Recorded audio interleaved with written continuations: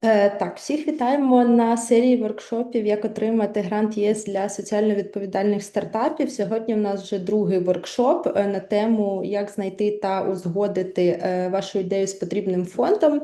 Ми обговоримо, як знайти грант, який підходитиме саме під ваш проєкт, та як узгодити ідею соціального впливу вашого стартапу з потребами та вимогами донора.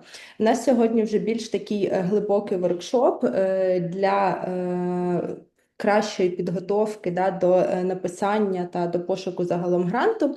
З нами сьогодні наша спікерка знову Євгенія Аверхед, засновниця MIRA SWEDEN та експертка в управлінні грантами більш ніж 18 роками досвіду. Нагадую, що Євгенія проводить наші воркшопи англійською мовою. Але ви можете ставити ваші питання українською, залишати їх в чаті або там піднімати руку, проговорювати їх голосом. Я думаю, більшість питань ми залишимо на кінець нашої сесії, проте можете їх залишати в чаті по ходу воркшопу. Що ж, Євгенія, the floor is yours. Будь ласка, передаю вам слово. Дякую дуже, Поліна, дякую Український стартап фонд за запрошення і дякую всім, хто приєднався до другого воркшопу. Дуже рада всіх бачити і буду дуже рада вашим питанням. Давайте тоді починати тим, що я поділюся своїм екраном. І ви мені скажете, чи видно його. Так. Видно його, Поліна? Так, видно. Все супер. Супер, все. Дякую. Значить, тоді зразу починаємо. Right to business. As Polina said, this workshop will be in English, so I start in English. And today we will speak about aligning your idea with the fund. It's the second workshop, as Polina mentioned, out of 4 workshops. First workshop, we spoke where to look for funds, and we will catch up a little bit for those who are new, joining us today for the first time. But mostly, we will speak about when you found a fund, when you found a source where you want to apply your social impact project, how to prepare, how to make your idea irresistible for the funders. So this is a focus. And with this focus promise for today, it will be a methodology which me and my team use in MIRA. Every time we write a new project application for our own portfolio or for our clients, we always use this methodology, so it's proved by years. And that's why we have such high results when we get the proposals approved. Five very high approval rates, I can say. So basically, before we start, I want to remind a little bit about the social impact idea, which might be a little bit confusing, especially for technical startups, because technical startups think like, what do I do with social issues? And actually you do a lot, because I can say with like 100% conviction that any startup or any product or service which you do technically, you do it to improve the life of people, a certain group of your clients or a certain bigger social group, but you do develop something new, totally new, or you try to improve something, some solutions which already exist. So I, for example, looked for many pitches of Ukrainian startups, both tech and non-tech, for Ukrainian startup funds, which are very fun to actually watch on YouTube, on your channel, Polina. And there, every idea I listened, that idea could be actually good, supported very well through social impact grant, which are available on for European Commission. So it's actually any grant, any idea, any product, any service can be pitched as social impact idea. And you don't need to go there only to technical, like a deep tech grants. If you're deep tech even, you can actually strengthen your deep tech solution through this money. So it's really for any startup, for any SME with the idea because anything we do is actually for people and with people. It was my little intro. So IT doesn't leave us when they see social impact on the screen. It's actually for you too, and mostly for you. Just a couple of words about MIRA Sweden. Why am I talking today and what we are doing? It's a company which is 8 years old, and this company is a professional grant company. We are working with grants and with fundraising in general. Both we help to find right grants, to match right grants, to write winning proposals for our clients, and then it's training, it's consultancy, and then we also help to lead the projects. We have our own project managers who we can borrow to the companies to lead the projects, and also we train others. Or sometimes we go in as a partner lead. So everything about grants we know because it's our bread, and it's people with many years of experience, including me, 18 years in this field. So let's then start. I wanted to start before I give you all the secrets we do in order to prepare our idea for the grant proposal. I want to start a little bit to recapitulate our last workshop, especially for those who were not with us for the first time, for the first workshop. So you are a little bit in the context. So main takeaways, it can be 3 important things to remember from our first workshop. First is, what is an EU grant? Because it's a lot of funding on opportunities out there, and not all of them are grants, and certainly not all of them are EU grants. And here we are speaking about EU grant.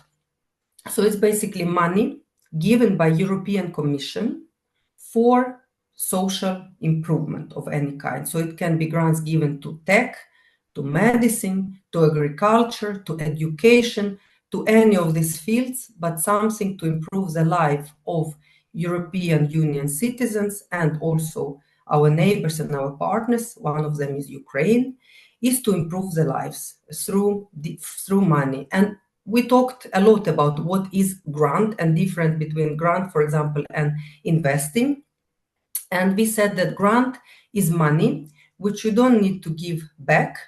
And also you don't need to give away equity from your startup, if you're a startup, to the funders. So basically it's money you receive because you're solving one of the issues which European Commission finds important for the European Union at the moment. So money is given for this specific target. So this money are very targeted. It's not an open call when you pitch your idea to the investor, and the investor then decides if they want or not to invest. Here it's you who pitch your idea to a funder for a specific, which publishes on their website, and then you pitch how you solve the problem which the funder wants you to solve. So basically you pitch, but you pitch specifically, you adapt your business plan, your idea, everything for the funder to convince the funders that yes, you know the problem and your idea is really good, is really relevant to solve that issue which they want to get help with, which they want to solve. So it's very targeted money. It's very competitive because we also talked in the first workshop that it's a lot of companies and a lot of organizations, profit, non-for-profit, startups, SME, and even bigger corporations apply for the funds because, of course, it's extremely good to get this money for the development of your service or product. So it's very competitive, and it's less competitive if it's given, for example, specifically for Ukraine, because you compete only with Ukrainians. But if you apply for European Commission money, so-called centralized funds, which are for all European Union members and also some neighboring countries and partner countries, then you compete with all other organizations too. So it's very important to know this business, to know what you are doing in order to increase chances. Otherwise, it's only frustrating because it's a lot of time and effort from both a grant manager and grant writer and the all other team members and other people around it. So it's better to know what you are doing. And also we said that the third characteristic of EU grant, of a grant in general, is accountability. It's something you don't need to pay money back. It's like this money you get and they're forever yours. You spend them for implementing your solution, your idea, but you need to report back all euros which you got. You need to report, you need to provide financial report to show where you spend, where the money has gone. And also, most important, what you promise in the application, what you promise you will do, you must do. Because if your results, what you provide, are not matching your promise, then it might be, unfortunately, and it happens, the story when you need to pay back the money back to the funder. And it's always more than one evaluator who read your report and who matches like what you promised and what you've done. So already when you start to write proposal, you need to be not only convincing in your pitch, but you also need to be realistic, because you need to keep in mind that if you get this money, then everything starts, and you really need to produce exactly what you promised. So you need to be both realistic and also very concrete. So you yourself, you and your team understand what you are doing, because it's accountable money. You need to report them back and show. But it's a great opportunity if you know the business, and you see here 192 billion only for this year, and this money are channeled by European Commission to different funds in different topics. And then they are open to solve different social issues, different priorities. And when you find yours, you compete for this money, you hopefully win part of this pie, and then you are there to implement your idea. So this is about what is grant. Then I also showed you last time that it's one centralized portal where you go in and you check all those ideas. It's tech, it's medicine, it's agriculture, it's education, it's deep tech, it's light tech, it's research, it's specific funds for Ukraine, it's funds where Ukraine can be a partner, it's hundreds of funds. And every year they are partly the same, but also partly different, because every year it's analysis behind what we want to do with this money by European Commission. So when you go to the left side of this portal, to find call of proposals, you basically search, you find yours, and then you need to really find the good match technically that you are relevant for this fund. And of course, apart from this portal, there are a lot of tens or maybe hundreds of different consultants and groups. It's a Facebook groups where this or that funds are popping up because someone is working, monitoring it for you, and publishes in, for example, Facebook groups for education. It's many, like Erasmus Plus groups. It's very popular. You are there, and then those administrators for the groups, they write like, oh, now this call is coming. Keep an eye on it. Or it's a Horizon call. It's for deep tech. This call for this deep tech in agriculture is coming. Keep an eye on it. So there are a lot of groups, and in one of the coming workshops, we will go through those groups, and I will also show you a little bit more in detail how you find partners a little bit better. But grants, how you find grants, it's good to rely on the groups. It's good to, when you find something, someone advice, it's great to keep an eye and ears open. But if you seriously, strategically, as organization, want to integrate this money into your budget, you want to become good at it, then you need to really do it this way. You need to go and find the calls and learn to monitor and find quickly your match. It's the most certain way when you are in control and not when someone informs you about the situation. So this is EU funding and tenders portal. And when you are searching in that portal, you will see, as I said, hundreds and thousands of proposals, and we looked at it together last time, and you saw how many opportunities there are. But not all of them are for Ukraine, and not all of them for exactly your project idea, not for your service or product which you want to develop, which you want to improve. So basically now when you found this portal, you found the fund which is in your area, then you need to quickly make a scan. Is it for me? And the first thing you do when you make this scan, you look the call of proposals. They're more or less the same, and I will show you today examples of one of the calls which we in MIRA submitted recently. Basically, you go there and check technical criteria. Can Ukraine apply? Can Ukraine participate? And it's always crystal clear written that Ukraine can be a partner or coordinator. Some calls are only for Ukraine, that you can apply solo, just for your for development of your agricultural app or your deep tech app in medicine. Some funds require partnership, and it's always very, very clearly described how many countries, which types of partners, who can be coordinator. It means coordinator, it means the one who applies the fund for all consortium partner, and who can be partner. So it's really, before you even start brainstorming your idea and thinking, you go to technicalities. It's normally the end of this call of proposals, and I showed it in the first workshop. If you didn't see, watch it. It's a very practical way to quickly scan, but you go there and you read these technical requirements. If Ukraine can be there, if it's your area, topic and priority is relevant for what you do, type of organization, sometimes it's also written if you must be profit or non-profit, if you must include governmental organization, like a public organization or research institute, everything is written there. If you feel that technically you do have all these criteria in place, and also the deadline, that it's not tomorrow, that you have at least months in order to prepare a good application. So if everything is there, fine, then you can start thinking about your ideas, and you can start basically prepare the writing process. And today we will speak about this next step. After this technical scanning, today we will speak about this preparation of the writing process.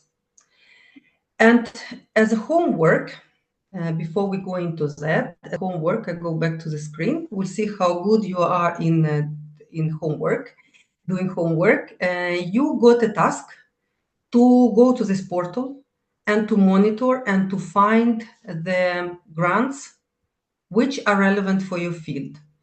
If you want to share in the chat, I will be grateful who of you, if you checked and if you found something in all this amount of hundreds of grants, if you found something which you can use for your startup or for your idea, for your product or service you want to get money for. So if you want to write in the chat basically yes or no. Yes, and I see someone found Horizon for Ukrainian tech. Perfect, Rostislav. Yes, this fund I know even. We are helping some organizations to write. So this is a good fund, but someone else monitored the portal? Because as I said, you can, it doesn't need to be Horizon and deep tech. Even if you're in deep tech, you can actually get money for solving a social issue with deep tech. You can apply for other funds which are not necessarily deep tech and get as much money as in deep tech. But you will promise in the project application that you're solving a social issue with your deep tech solution. So it doesn't need to be all the time this niche of deep tech. This is also what we talked about. Good. Rostislav did homework, and I'm grateful. Thank you for sharing. And let's go back then to our workshop. Good. Then Rostislav checked, obviously, that this technical criteria that yes, his startup is eligible for this fund, both because it's Ukrainian, it's relevant, obviously, Horizon Deep Tech, if Rostislav works in this area, and also it's like type of organization. It clearly says it is a startup or SME with a technical solution in a deep tech. And then you check, it's also in specifically Horizon, they show like the levels, it's levels of technical readiness. And this solution or product you work with needs to be on level 4. It means that you kind of have the idea, but you can actually test it through Horizon. So it doesn't need to be a ready product. It can be a ready prototype. So if you got all these checks, then you know that you can go on and start formulating the idea. So yes, when we know that technically we are relevant, that we can go for the fund, and we found it can be Horizon, it can be AMIF, it can be all other fund. AMIF it's more like for migrants, Erasmus it's for education, CREA is for culture. It's in whatever area you are, you find agriculture, but you found your fund basically, and you see that technically it's nothing wrong with this fund for us. It's suitable for us. We can apply. Here, the next step, you need to really clearly identify your idea. So what you propose as a solution here, it needs to be really aligned with founders' core objective. That your idea, it's really here is very big mistake which many new grant writers do. As soon as they see that technically they are suitable, they start writing. And this is where you fail, because it becomes elephant on a clay legs. It's a huge elephant body, and these clay legs then don't manage the body. Then elephant will always fall down, and exactly that's why projects don't go through, because most often the idea is badly adapted, is badly aligned with the grant. It's badly aligned with what funders want you to do.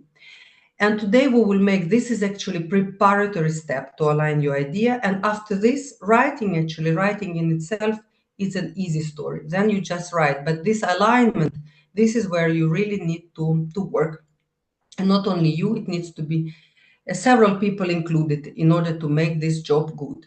And today, I will share with you exactly methodology in MIRA, what we do. And we just recently submitted a proposal for AMI, for Ukrainian migrant women in Europe, and integration in the labor market. So basically, recently, we exactly did all these steps. We knew that we work with women, and we wanted to continue to further develop our products and services in this area. And we saw this AMI fund, which was exactly published at the beginning of summer with deadline in October to help women. So what we did to start with, we worked on our idea very hard for several weeks, actually, before we started even to write our project application. So this technical step, when we checked that we are eligible, that we are relevant, it took only a couple of hours. Preparation, it took almost a month until we landed in the idea we were happy to proceed with. And then the writing itself, it took a couple of weeks. So this step was the biggest for us, even though we have experienced in the field.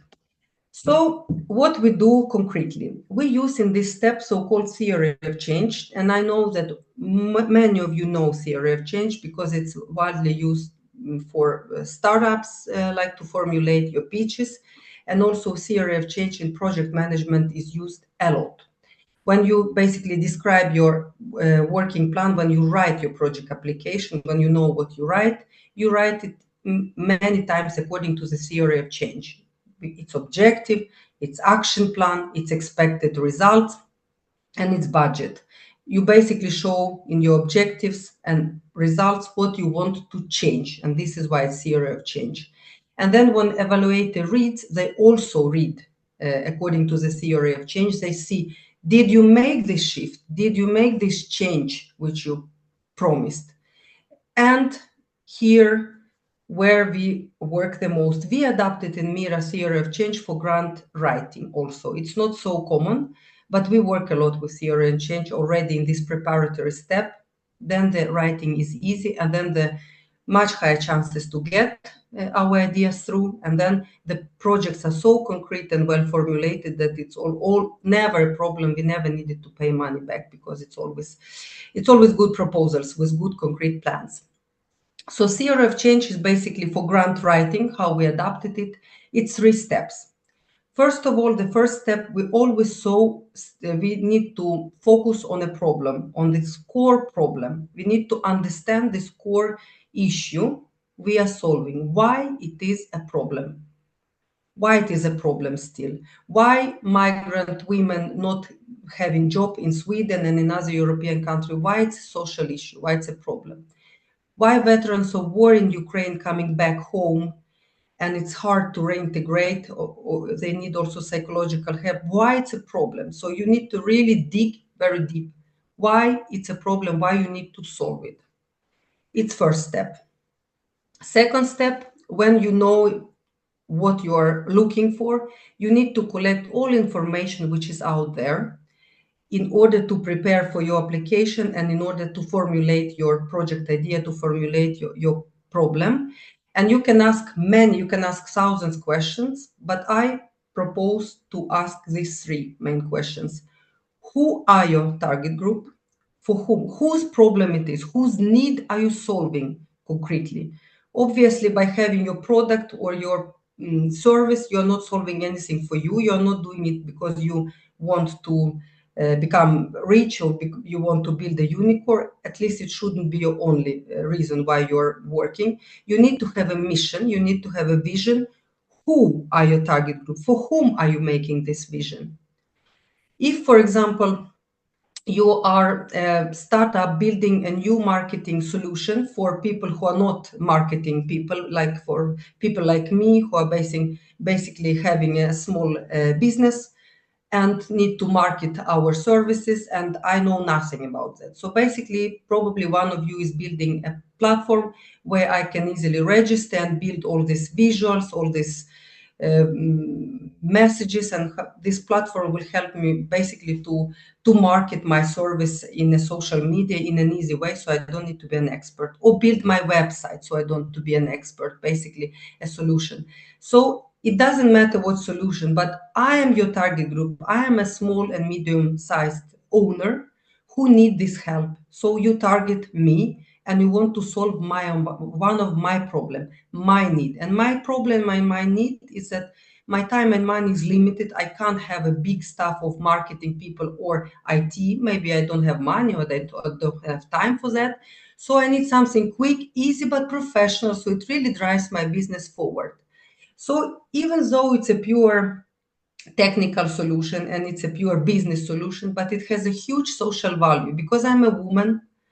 I have my startup for this social issue, and you are helping the whole category of women like me who need this solution in order to progress quickly. So it's a huge social mission behind this business idea. So, and if you want to get money, if you want to get grant, you need to think in those categories. You need to think not how much money you will earn and all this, but you need to think who is my target group and what problem am I solving for them. And also, most important, what are your existing solutions? Who is your competition? And it's not only competition, what are solutions in the market for these women? In this world, in a grant world, you need to see what has been done already for these women in this via grants, via other projects, because obviously you are not the first one who is helping these women to solve this problem. You need to see who has done something similar, what have they missed, what gaps are still there, and then you target those gaps. You don't start over, because those who read, if you do not collect information here, you just propose a solution from your, like, I want this, I want for these women, I want to collect this. But then if I read it, I know what has been done in the field. I know the projects which have been done before if I'm an evaluator. So I will not choose your solution because I know, this platform has been already done and they're working well, or they don't work, but this project doesn't solve that problem anyway. So you need to really dig deep and collect information, what is already there. And the third step, then when you have collected all this information about who are your target group, what are their needs, and what has been done in the field, you need to package all this information. You need to analyze all that information in one common workshop, which is called Map Theory of Change, where you invite your stakeholders for whom you are doing it and other relevant people, and then you together make this analysis, and you together look from this problem and all different solutions from different perspectives, and you find this little golden core which someone misses, which is still a problem, which is still causing this pain somewhere, and you solve this. And this helps you, these three steps, they help you to narrow your problem to something very concrete, and it will help you to narrow your service or product to something very concrete and offer this solution to the funder. If you don't do this, I am 100% sure you read the call for proposals. It says women in SME, they don't have enough of marketing solutions, they need help. Then you will offer something, you will basically offer what you do in a very general terms, and then it will be too big or too general or something which has been already done. So then you will not convince your funders. You really, really need to make these 3 steps to narrow your problem. So this is the whole secret between winning proposal and those which don't win. Even if you use ChatGPT and you write the most beautiful text, but the main problem, you don't solve that social issue which you promised to solve. You do not solve because you don't know the need, or your solution is too broad. And we will come back to most common mistakes in which grant writers do at this step when they do not prepare concretely. So basically, now I want to show you a little bit more in detail with some cases, these 3 steps, how we do these 3 steps, how we implement theory of change in MIRA. And as this workshop is quite short, we can't do actually what we do in practice when we train in our coaching training workshops. Then we really train this. So you need to get it in your fingers. You need to do it yourself at least a couple of times in order to become good at it, as with anything else. But here I will lead you step by step, and you can try with your team exactly following these steps, because what I will, without filters, basically share exactly how we do. And please apply it and try in the next, when you apply for the next grant, and you will see the difference. So first step, as we said, is there are 3 steps. First step, clarify the what and why. When you found this grant which is suitable for you, and then you will find this basically priority. Let me show you in practice. You found this fund. Yeah, this fund is AMIF. It's for migrants, to basically supporting internal migrants in Ukraine or external migrants in European Union with social integration and integration to the labor market. And what we do, we work a lot, me and my partners, we work a lot with matching services when we help especially women to find employment. So basically this grant is for us. This little we knew, and we know that, okay, let's try to see if it's something for us. And we found this call. It's different priorities. It's in this grant. One of them was health. One of them was improving digital skills among migrants. One of them was pathways to education. But it's not interesting because we don't work with health or with digital skills. But what we work with, we work with migrant women and their social and economic integration. So basically, when this call was out, we read exactly this. We read this. Topic 1 about women, and it was focused on Ukrainian women. So this grant gave us directly like priorities, what they want to develop. They want transnational project. They want tailor-made support for women in order to ensure the integration in the labor market, because it's a high percentage of women who have extreme difficulties to find the job in European Union, despite the fact that all Ukrainian women who are in Sweden are highly educated with technical or academic education and huge work experience, but still it's hard to find jobs. So here this fund is really solving that. This is what Commission wants to solve, and that's why they published this call. So they want to develop targeted measures to include women in the labor market. They want to develop for the whole family, so it's suitable in their life situations, because many women who live here, they come without a partner, because partners are not allowed to leave the country because of the war. Empower women with special vulnerabilities with war trauma, and also it's a long term. They don't want something quick fixes, they want something long term. So basically, knowing this and also activities, they write exactly what they want. They want one of those. They want awareness rising, they want integrated approaches to like work, life, education, reskilling, something like holistic solution, mentoring approaches, and they also wanted to include public officials and professionals. So basically, when we read that, this is what we read. And then we started to basically dig deeper according to our change theory of change. We're like, why is it still a problem? What is the problem? What is exact need? It's not like Ukrainian women are coming without education, so you need to educate them.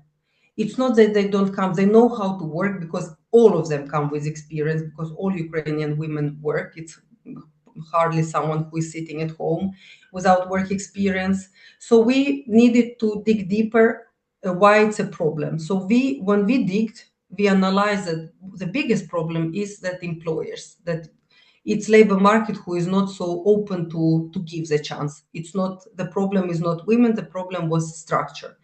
And then we started to, when we saw the need after all this analysis, how to address it.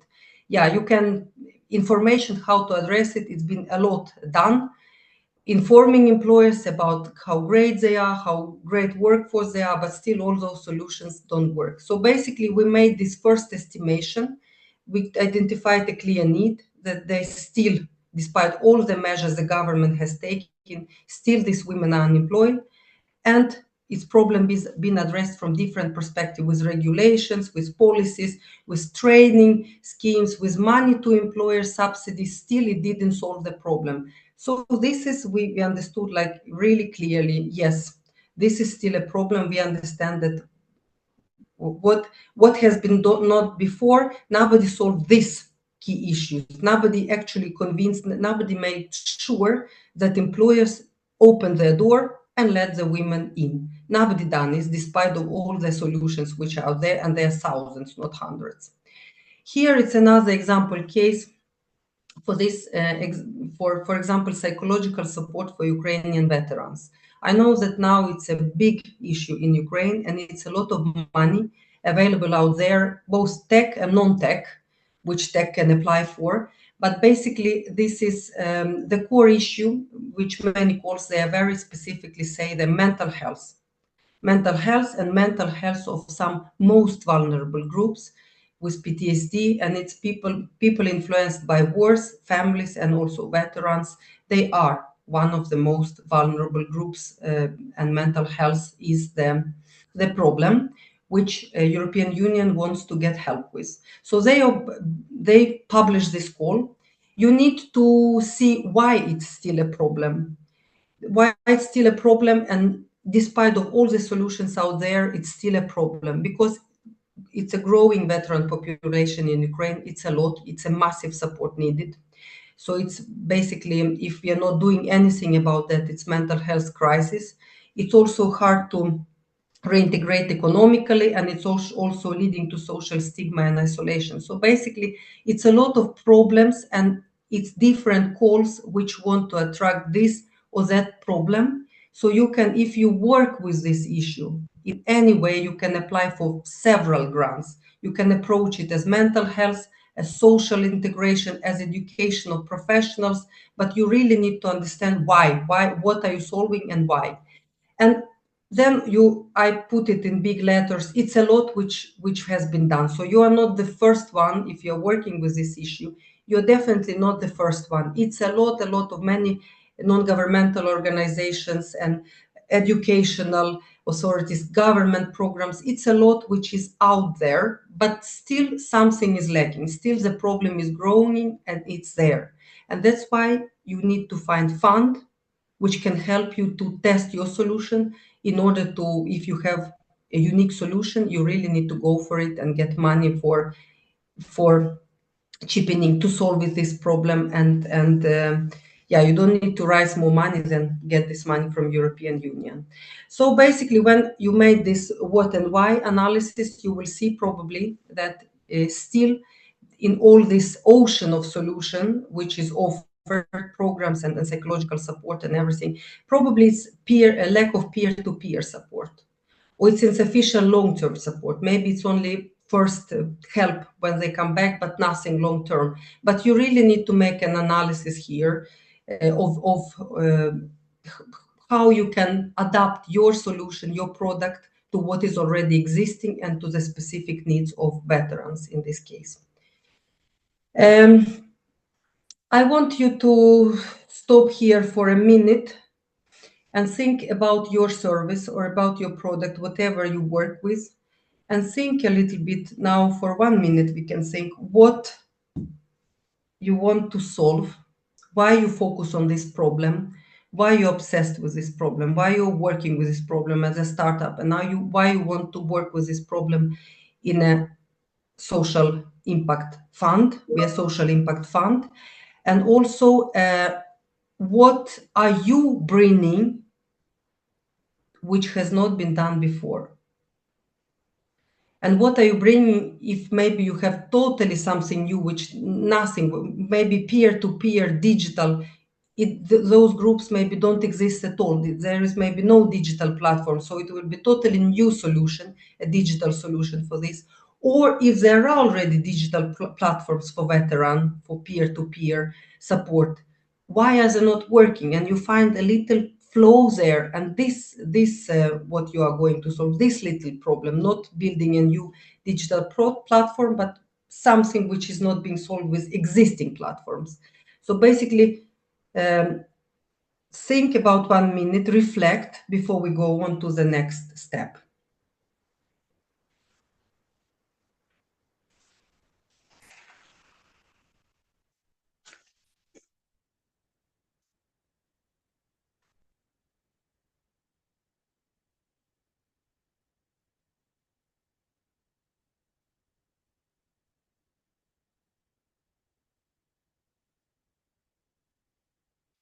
I'm not asking you to share it in the chat, because sometimes people are afraid to share brilliant ideas and brilliant problem descriptions, so you can do it only for you and for your team.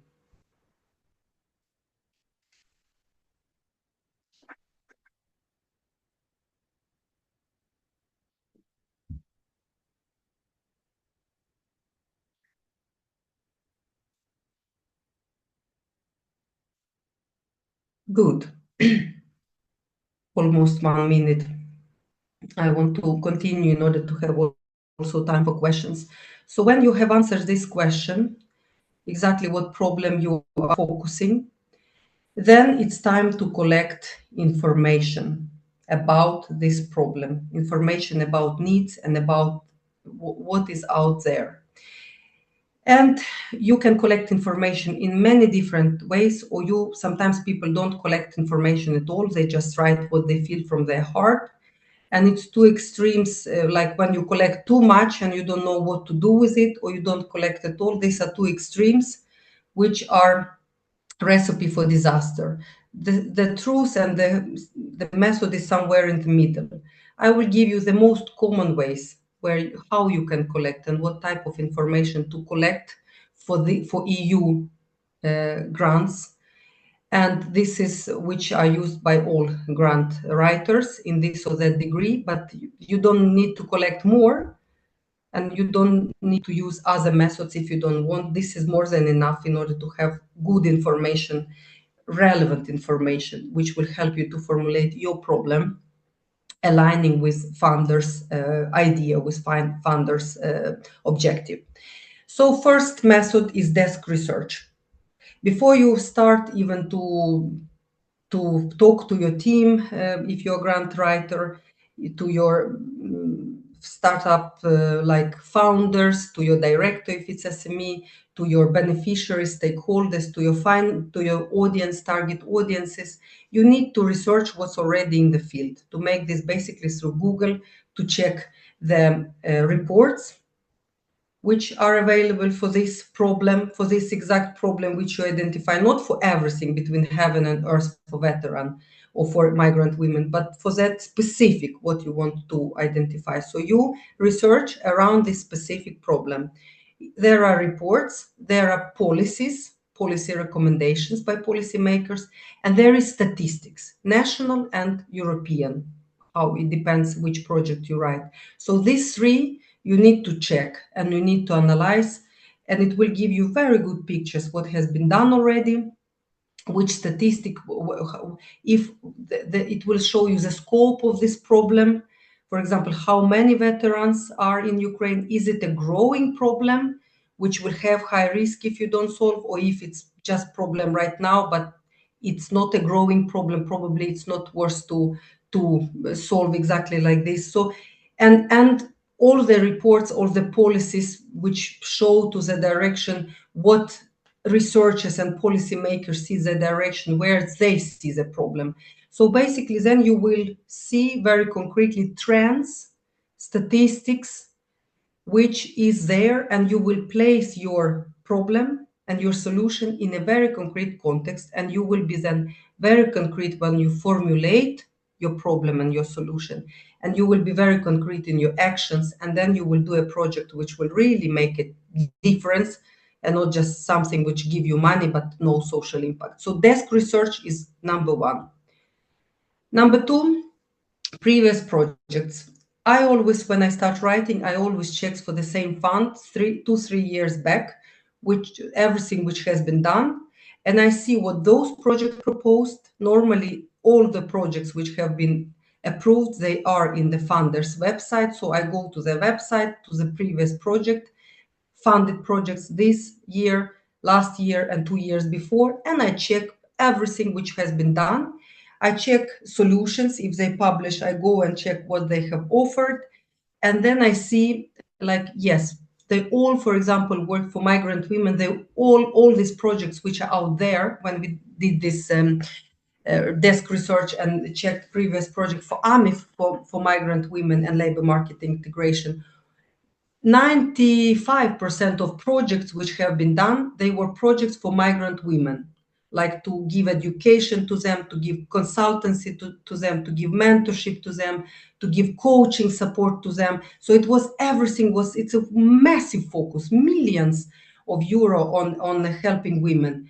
It was just very few, like 3-4 projects for employers. And what this project were about, it's informative, basically to tell employers that this group exists and write their motivation. Some of the projects were about not discriminate. You cannot discriminate women because it's you need by law to give the job to everyone. So basically, I checked this field very clearly, what's out there, and I saw very clear gap that nobody worked with actually helping employer to take this workforce and make it as a business opportunity. The issue of trust from employers' side was not solved anywhere.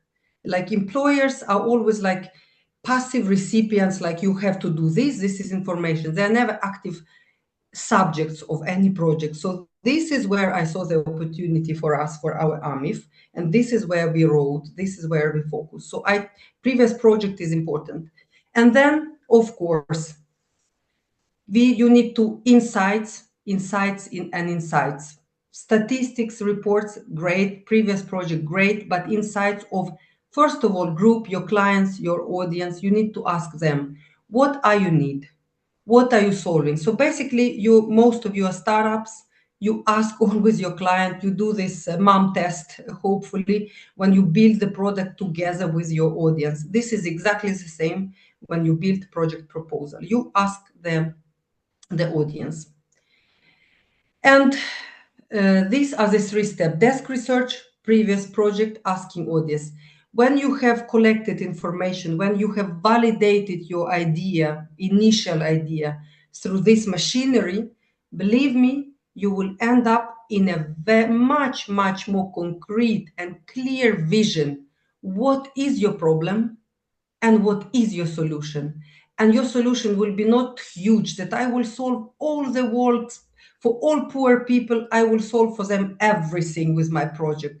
You will really be so focused on this very concrete trust, trust of employers. Only trust we will solve, because nobody solved that before. We will show that this is business opportunity for you and you can trust this target group, this little one.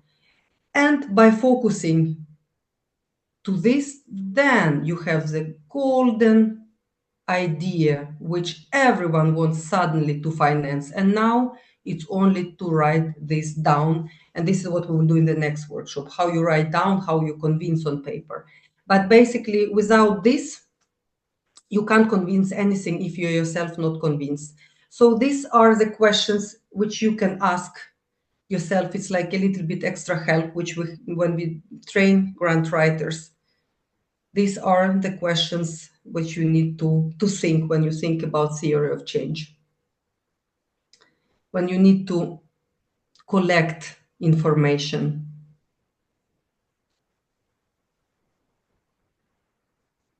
You can just read them and think about your idea a little bit and your problem, what problem you're solving, what need you're solving, and your solution. Validate it a little bit according to these questions.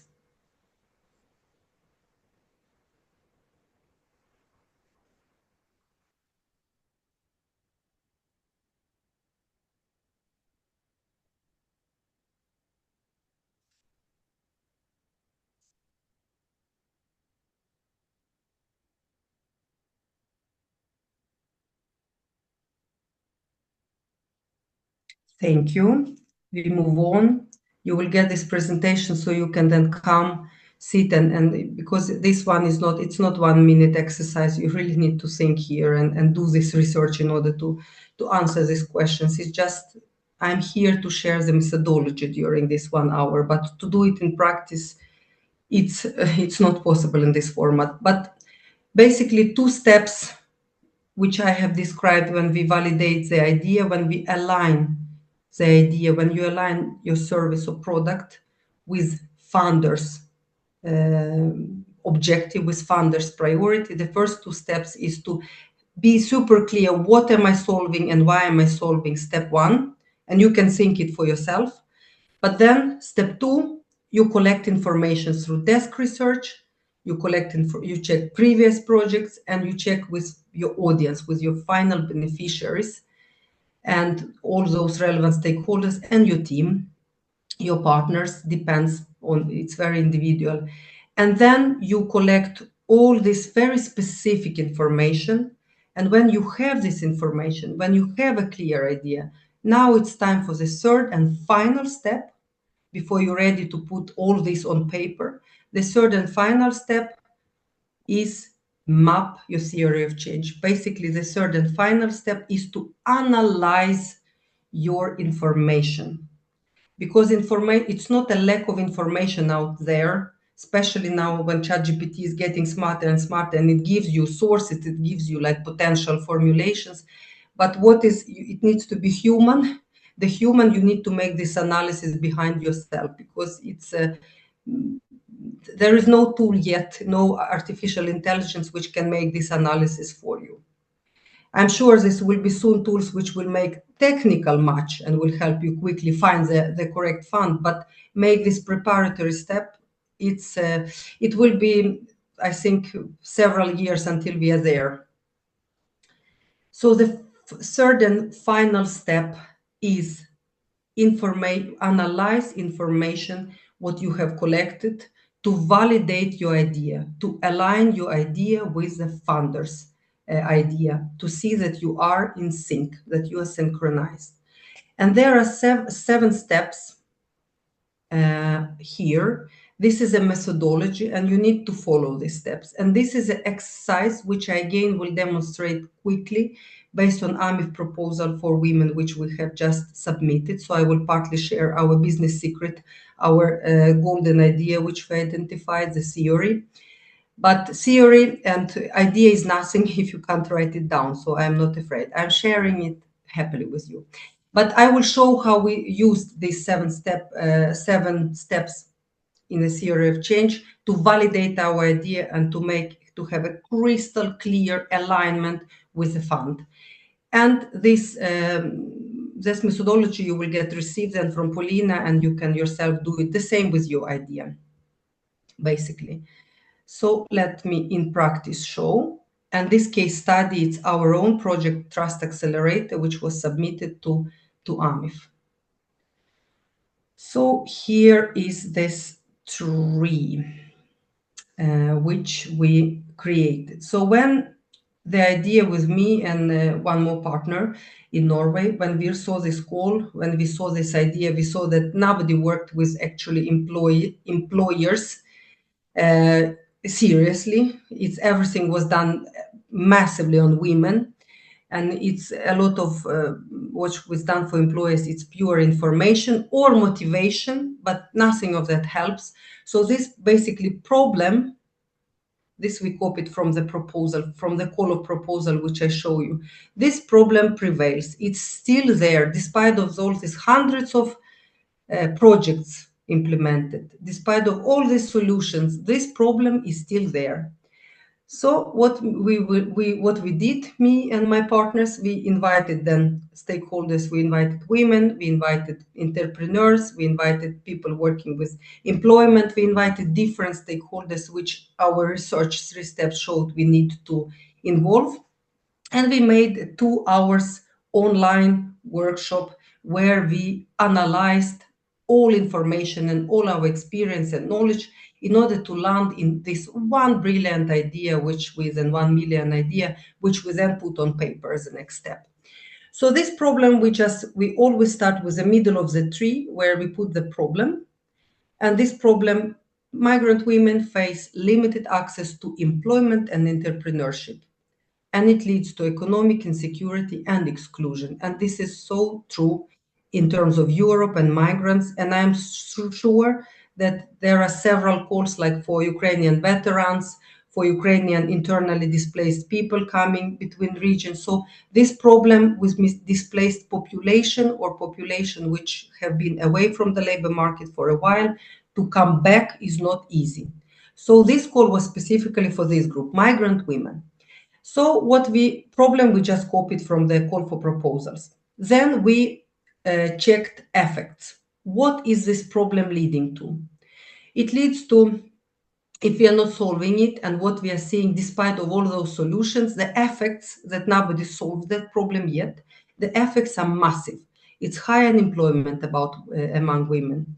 It's economic dependency and vulnerability, which means that these countries which invite refugees, they pay money to sustain refugees because they are not welcome to work, so they have no way out. They need to be dependent on state support. So basically, it's economic dependency for women. It's more money for the governments who submit. It's more hostility in the societies which accept, because it's like all these questions about how that migrants take our jobs, that migrants take our money. Its underrepresentation is business, it's a man's field. It's reduced integration and social participation, it's worse health.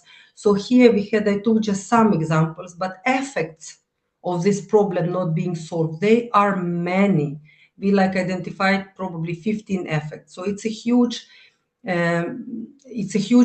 set of huge problems if we don't solve it, effects, results of this. Then we did what we did as the next step. If we manage to turn these problems, these effects, negative effects, to positive effects, what will the situation will be then? And then basically you mirror what was negative, you write it as positive. And then you say that migrant women successfully start and grow their business. They are more independent.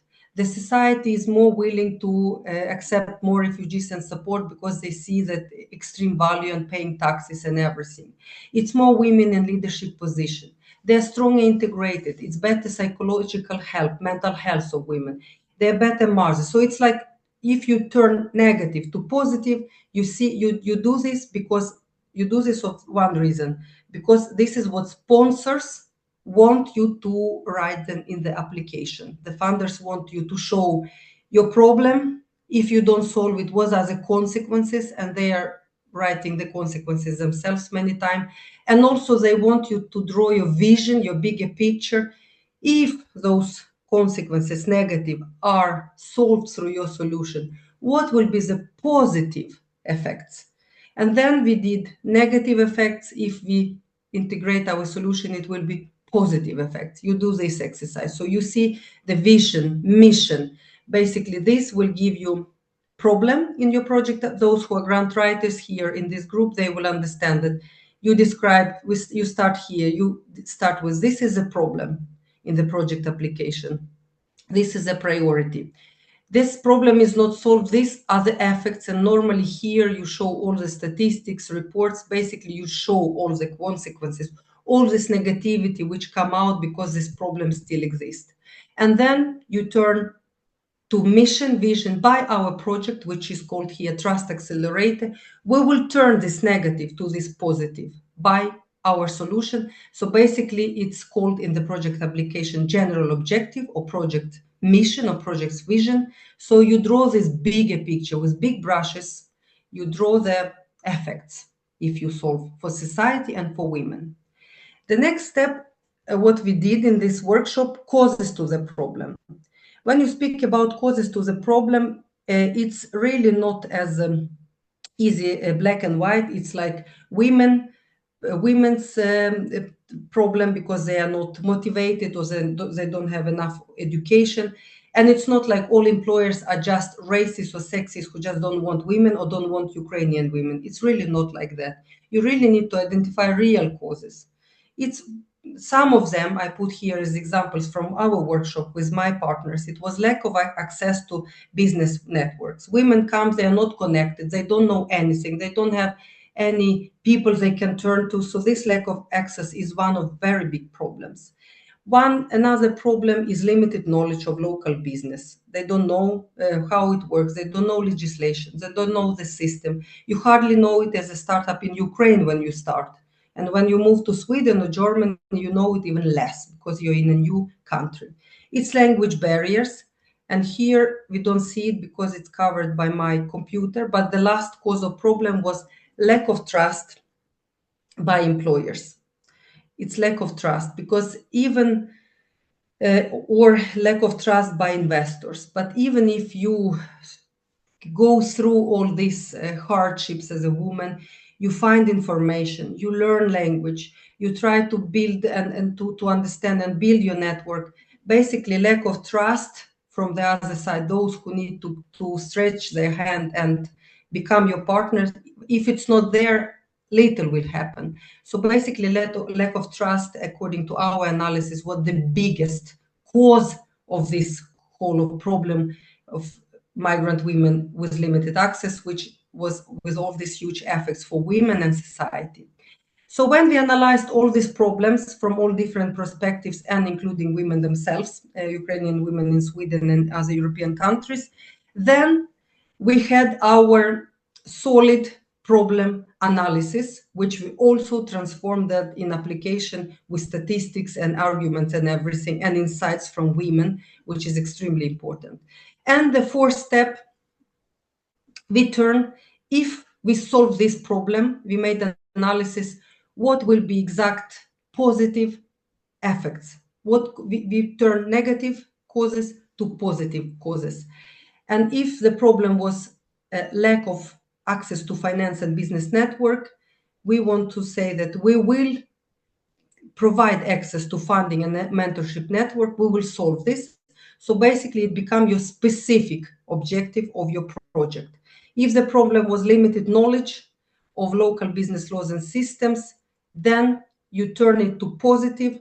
You need to deliver how to solve this problem, deliver tailored training in business language and skill. If it's lack of trust, you need to build up a system in order to mend this trust. So basically, we make this exercise because those of us who are sitting in this group who are grant writers, you know that you need to identify general objective, which is this. When you analyze effects and you turn them to something positive, it becomes vision or general objective of your application. It's in every application the same. If you analyze the concrete problems and turn them to positive, here you identify concrete, so-called specific objectives of your project. So basically you prepared the basis for your writing. Then you just need to write all that down.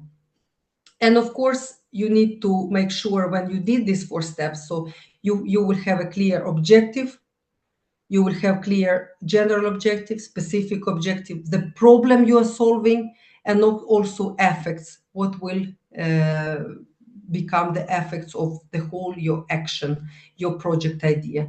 So in this way, you align really, really with what you want to do, with what funders is willing to give money for to solve this problem, but then you will land in the super concrete solution, which is really needed by all these groups, and all these experts will also give their perspective. And then you will give solution which is built on everything which has been done before, and you will offer something concrete. You will only solve little gap. So this trust accelerator, when we did this analysis and we formulated all this, so basically what we will offer tech solution. We will offer tech. We will build a European headhunting platform where we will match women, migrant women, with through this project with employers by solving the issue of trust. Concretely, the project will test the idea that women who will enter the platform will be experts who will be putting their expertise area like marketing, finances, project management, IT. They will be categorized their skills in the areas, and employers will enter this platform in search for solving their concrete tasks. And it will be small employers who don't have money to buy huge consultancy. So it will be a cheap platform which will be provided by human service, by human women, these women who will help employers with like marketing strategy, business plan, or a financial report, or whatever. It will be like categorized and devised. And then what we are solving here, as employers will match these experts through this platform and pay for exact concrete tasks, and they will see the efficiency of this workforce. They will see how quickly and professionally they solve the tasks. First of all, women will generate income to that. It's not a bluff. They will come and earn money. And at the same time, they will increase by far their chances to get employed or to become expert on a permanent basis somewhere. Because Swedish employers, they do not employ because they're afraid. It's a little money, it's a limited budget if you're a small company, and you don't want to take in a person if you don't know, especially from another country, you're afraid. So through this platform, you will test this expert, you will give a couple of tasks, and then you will say, hallelujah, this woman is efficient in marketing, she's great, and then you will offer the job, or you will offer some other kind of partnership, or some other women will build network. Women will build understanding about Swedish business, about Swedish entrepreneurs, what they're looking. So basically, it will increase their chances by far to get employed or to start their own business. So basically, if you zoom out, you are sitting here, you're tech entrepreneurs. What we want, and it's been our dream for a couple of years, to build a headhunting digital solution which will match talent with a need. So it's a purely business solution. But when we made this exercise and for this fund, we will start this solution for exactly these women. And then we will develop a prototype, we will test, we will market it, we will make all product market fit. We will do everything through this project through these 3 years. When we get funding, we will get approximately 5 million or 7 million euro, I don't remember, for this.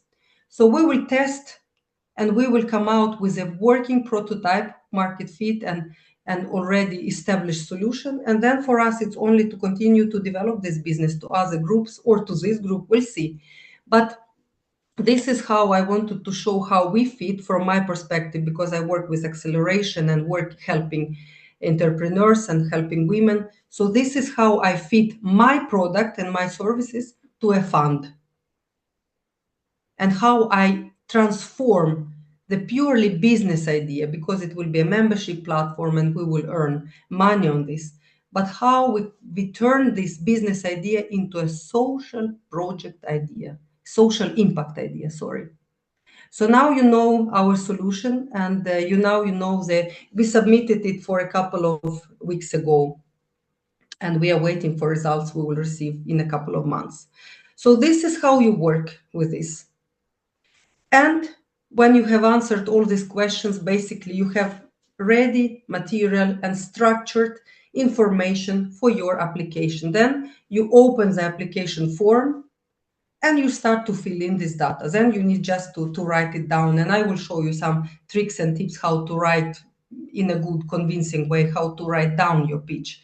But what I want to strengthen, and I said it 1,000 times this workshop, and I want to repeat again when I'm finishing, it's not, if you don't know what to write, if you have not landed in something concrete aligned to this fund, then you will write down something very general, and then then you throw away your time and efforts, which we already don't have. We who work with them,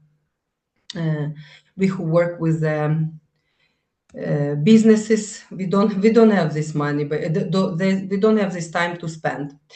So you will have these 7 steps. So your homework can be, if you have identified the fund, if not, go to the portal, find one fund which is suitable for you, and please do this exercise when you collect the information and structure it in the right way.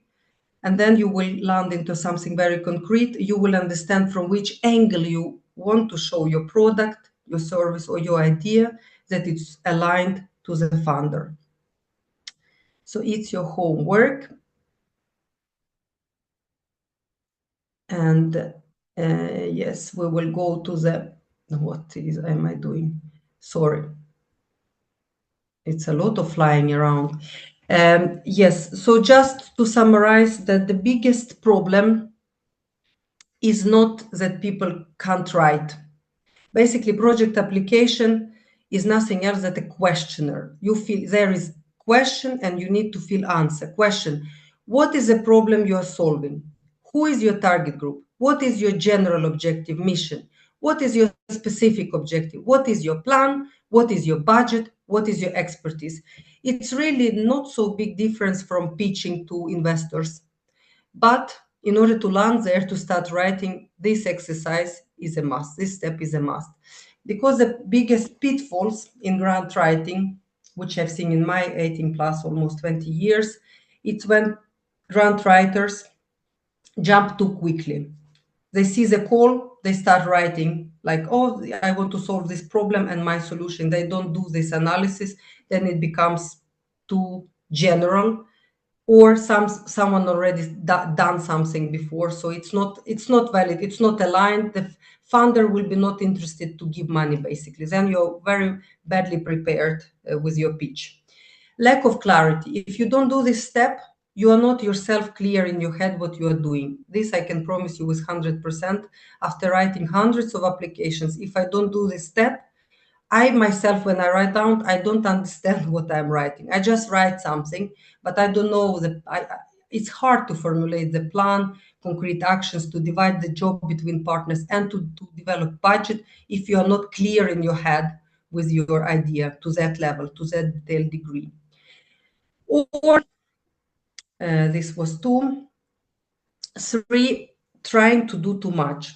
I have to say that during my 6 years as evaluator of social impact ideas and 18 years as grant writer, it's almost never, not maybe once or twice, I've seen a project which promised too little.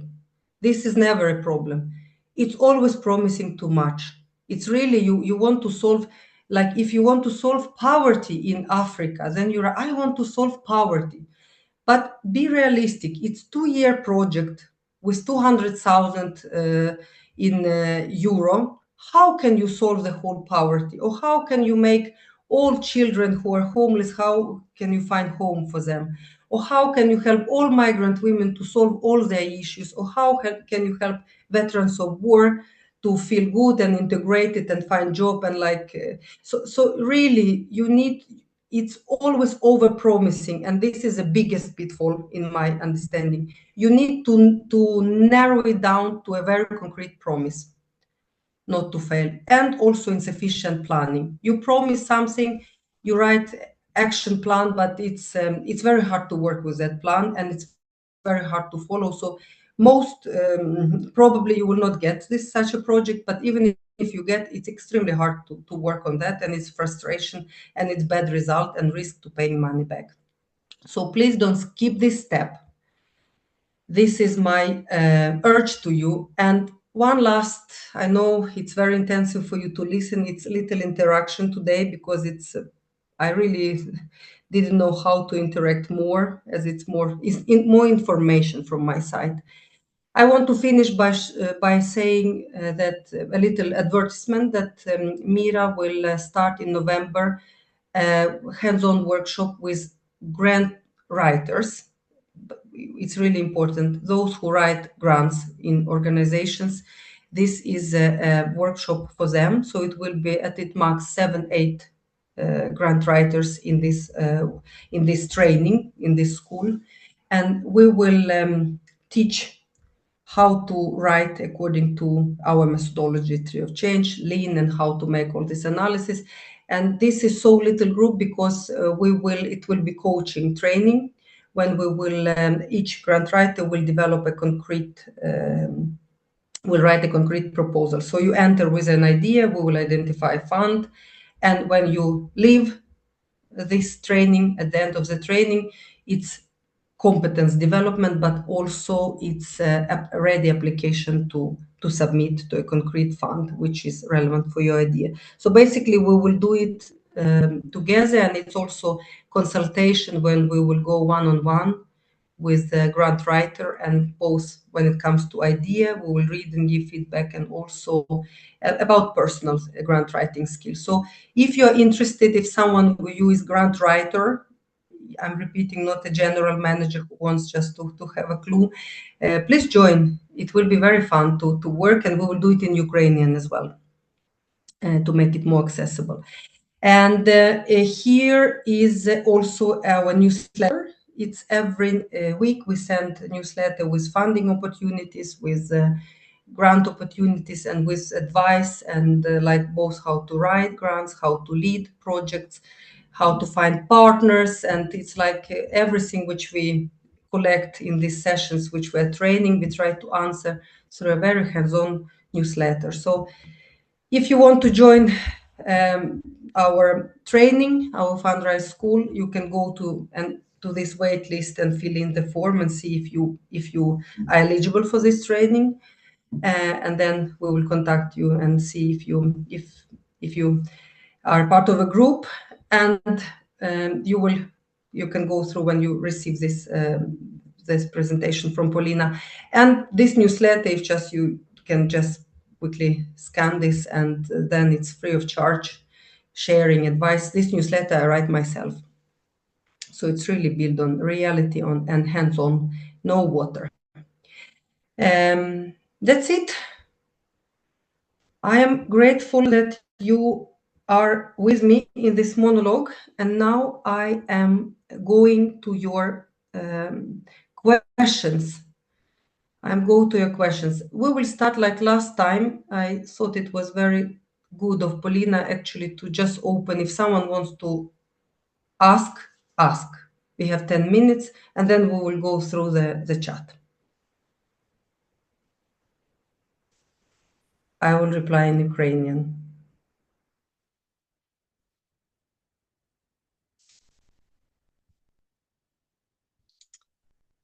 You're probably exhausted by me talking. Next time we will be more interactive, I promise. This workshop, it really was, I couldn't come up how to do it in a different way.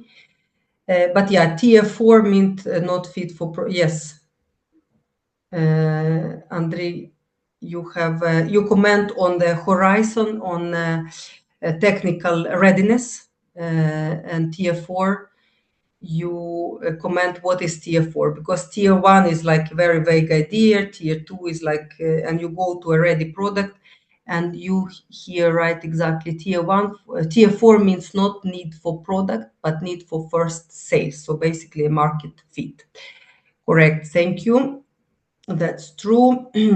Big pain, get rich people to the team. Yeah, I don't think it's a social problem, but yeah, how you can think basically to find people to find your audience. It can be also a part of a social impact project, and some of them are given for this purpose.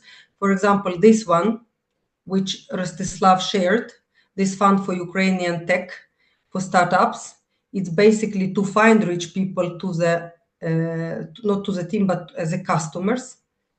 This fund is given for Ukrainian startups to come out to broader to the market and to find customers, including rich people. So that's not at all a bad idea. Some calls are given specifically for that. A live example why Ukrainians unhappy with jobs, the real pay salary, not job. Yeah, I don't know Ukrainian situation. I left Ukraine when I was 18. Now I'm 43. So, but my parents still live there. So I don't know very much Ukrainian market, but I know Swedish market. And I know that migrants coming here, the big pain is exactly that employers are afraid. They don't know how to deal with this workforce. So this is the biggest pain for Europe. And go deeper to pain. Andrei, but go deeper to pain. As an answer, this is a global problem. McDonald's managers 3 years experience in US salary, yes. 135 in Germany, 10 years experience, 75. And this is a core issue. Yeah. Yeah, you mean that it's not well paid. Yeah, not well paid. It's nothing which can be solved through social impact. Basically, it's a political issue. It's a policy issue.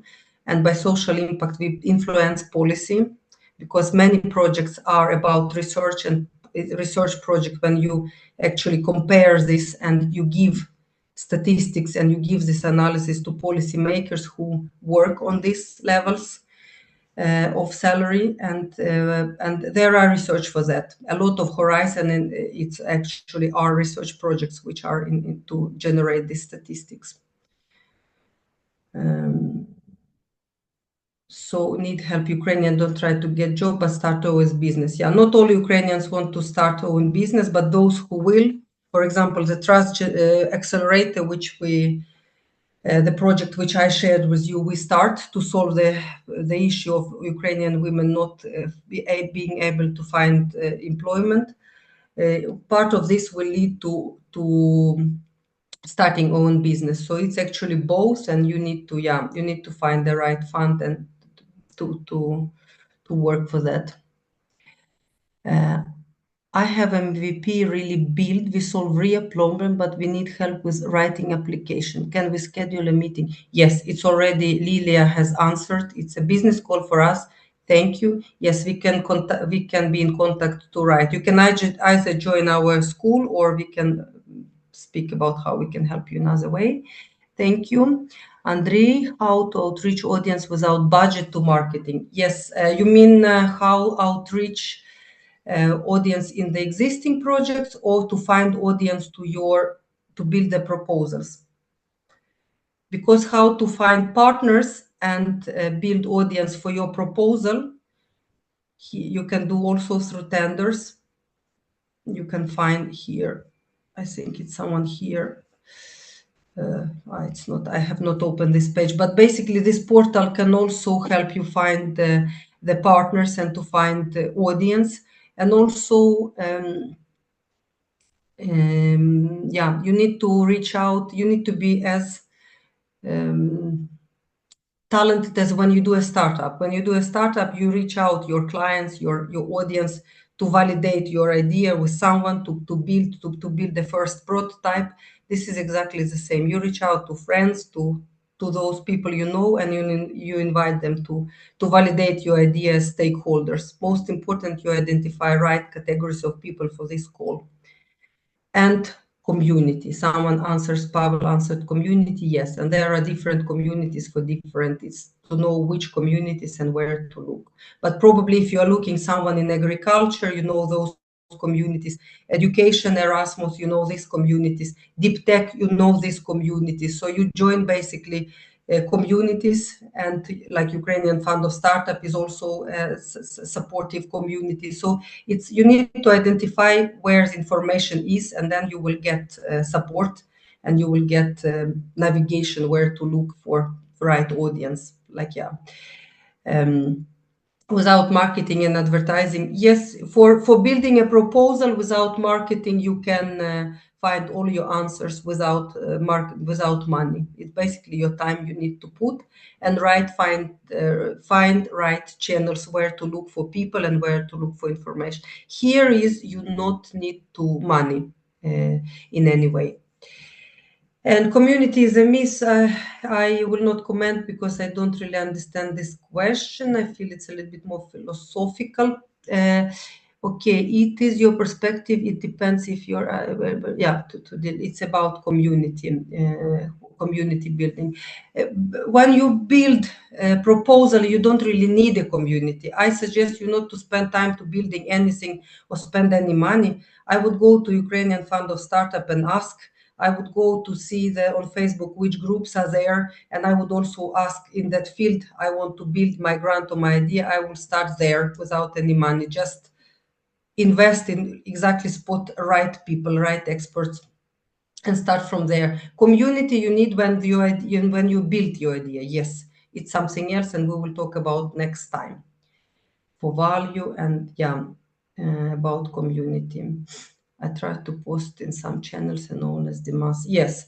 In Facebook, for example, if you want to find, there are many groups in Facebook. When you want to find partners or experts, or you don't need any money, we find partners all the time. I am just writing, I need partners for agricultural project in this field, like who are working with sustainability of crops. When you're like, so when I'm finding a lot of partners and experts through that, and then I ask basically different funds and different experts without publishing any paid. So up till now, it's only my time which is paid, and that's why we have this workshop open. So you can do this without you don't need experts like me. You can actually do everything yourself if you follow the steps, to be honest. Most problem for found your business in Germany, you need to put a lot of money in a registration. Exactly like this, because a lot of it's Germany, I don't know, but in Sweden it's also the same myth which is there, and it's a lot of information. And exactly this project, like what we built, Trust Accelerator, is exactly to give correct information and correct networking. So people, like for example, if Andrei, you are interested to start in Germany, that you are channeled as entrepreneur to this, and you get all the help and consultancy free of charge. Basically, it's project who pays then experts of this experts involved in this project to help you as a final beneficiary, as entrepreneur, as a SME owner, and then you build your own solution for others. But exactly this, if something costs, it's good to get fund to make it free, or to join something which someone else got funds to get free help. Like for example, workshop today is free for you. It's like one of those examples. Yes, so it's more like entrepreneurs and employment in Germany. I think I am to save time. I skip it because it's very interesting, and I will read a little bit more, but time is running. It's already 16:31, and you're tired. I know you're tired. It's a lot. It's 3 steps how to do it, but it's a lot of information around each step.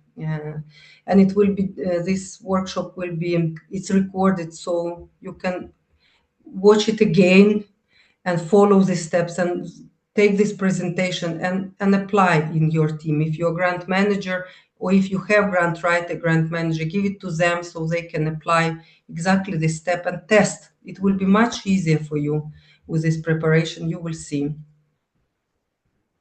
Grants for SME digitalization, it's plenty of grants for SME. Go to this platform which I showed Anna. It's a certain fund which is called digital fund, which I showed last time in the first workshop, which you will find here. And it's exactly grants for exactly SME digitalization. Or you can go to Horizon and find digitalization, or you can go to, I don't know, any other, like you can go to Erasmus, which is educational fund here. You can go to the funds which are open. Program, if you don't know the programs, but submission status, you can see what is forthcoming and what you have forthcoming call.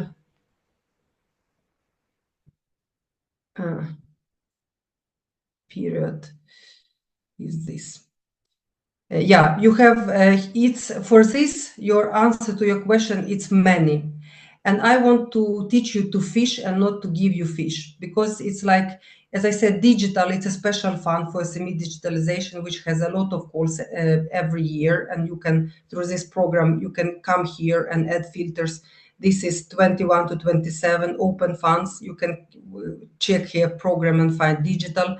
And submission status, those which are closed, you don't need at this stage, go open for submission and forthcoming, and study this platform. Also, Erasmus, it's a fund, it's educational fund, Erasmus Plus, but it's a massive digitalization focus there. So you can apply for Erasmus to digitalize your SME.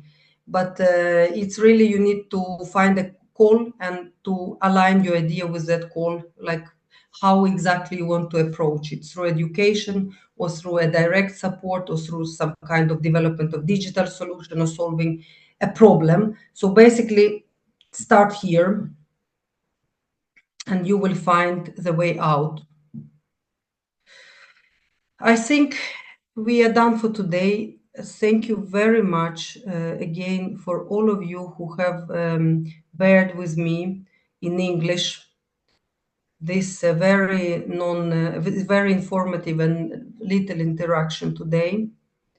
And thank you again, Paulina. Thank you, Ukrainian Startup Fund, for this opportunity. I'm really happy to be a part of this process. And wish you all a great and peaceful night, mostly peaceful. Дякую, Євгенія, дуже за таку корисну інформацію.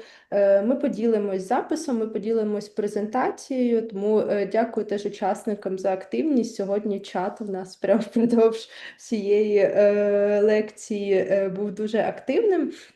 І побачимось наступний раз за тиждень, 14 жовтня, на третьому воркшопі, який буде присвячений визначенню проблемі, яку описується в грантовій заявці, та як презентувати рішення, яке ви можете запропонувати.